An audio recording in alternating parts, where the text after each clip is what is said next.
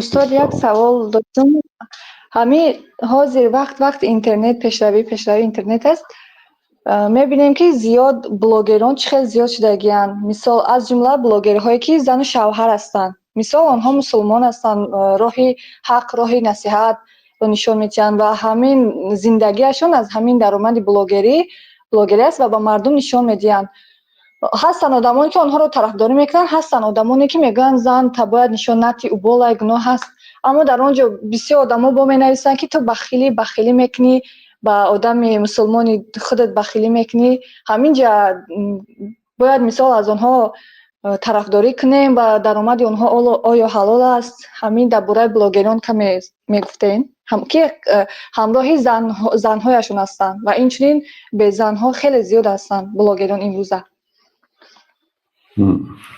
بسم الله الحمد لله والصلاة والسلام علی رسول الله. اگر زنی برهنه خودش نمایش دهد، بله منع است. انسانی غیور و مسلمان باید همسر خودش عورت او را، بدنهای خودش را باید به دیگرها نمایش ندهد. خاصتا یعنی بلاگری و آوازهاش باریک کرده گپ زدن. مثلا در صورتی به خانه کسی آمده در را کوبد و در خانه یگان مرد نباشد، زنک یعنی باید با آوازی که رقیق ملایم و باریک نباشد، یعنی یک با آوازی یا بی آواز بدون آواز جواب گرداند. مثلا در بعضی کشورها از داخل اگر گشته تق تق شود، معناش این است که مرد نیست، برگرد. یا اینکه با آوازی یعنی نرم نه جواب گرداند آمده است در تعلیمات شریعت. و وقتی که مثلا در نوار می براید، زنها البته آوازی طبیعی خودش که دیگه هم میزند، این نادرسته.